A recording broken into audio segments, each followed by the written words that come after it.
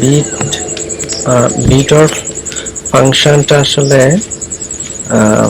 কি রিটার্ন দেয় এটা ভালোভাবে বুঝতে হলে আমাদের রিটার্ন ফাংশনে আমরা যেমন একটা টেবিলে দেখছিলাম যে এন্ডে আসলে রেজাল্ট কি আসে বুলিয়ানে, ওয়ারেরও এটা আমাদের একটু স্মরণ করে নেওয়া দরকার। তো বাংলা না, আমি ইংলিশে এখানে বি, এটা হচ্ছে রেজাল্ট।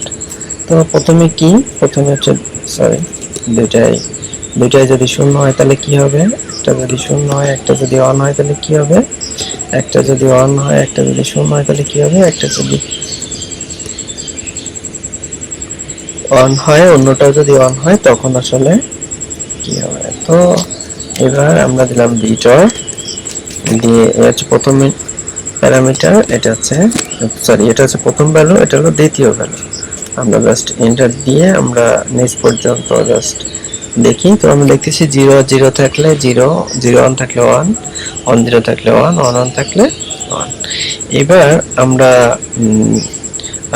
দুইটা ছোট ছোট দুইটা সংখ্যা নিব, যে দুটো সংখ্যাকে আমরা কনভার্ট করে দেখব। তো আমি একটা নিলাম 5, একটা নিলাম 4।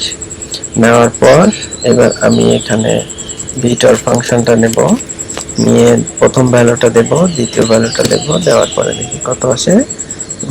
উত্তর আসছে 5। তো এইটার আসলে 12 13 5 উত্তর আসলো কেন, এটা আমরা একটু বোঝার চেষ্টা করি। তো এটা বুঝতে হলে আমরা প্রথমে এই যে ডেসিমাল টু বিনে এটা আমরা কনভার্ট করে ফেলবো। আচ্ছা, এবার ওইটাকে আমরা সবগুলোকে কনভার্ট করলাম। সরি, আমি এখান থেকে জাস্ট এটাকে টেনে নিয়ে আসি। আনার পর আমি যেটা দেখতেছি এখানে ছিল 101 5 এর জন্য, বাইনারিতে 4 এর জন্য 100। এবার অন আর জিরোতে কত, অন আর জিরোতে এখানে হচ্ছে 1, 0 0 তে 0, অন অনে অন, আবার 1 0 1 এ তাহলে কত হবে এখানে বুলিয়ানে, যে আমরা এটা কত পাবো, বিটরে যদি আমরা রিটার্ন নেই তখন আমরা কি এটা আবার 1 0 1 পাবো। এই জন্য বিটরে 5 আর 4 কে দেওয়ার পরে আমরা উত্তর পাইছি কত, 5। এটা মোটামুটি বিটার এন্ড এর মতো হুবহু কাজ করে, শুধু কনসেপ্টটা আলাদা।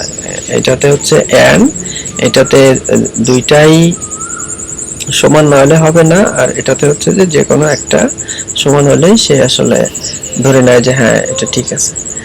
মানে অরের যে ফর্মুলা সেটা হচ্ছে এখানে কাজ করে, আর এখানে যেটা কাজ করতো সেটা হচ্ছে এন্ড এর যে ফর্মুলা বুলিয়ান সিস্টেম অনুযায়ী।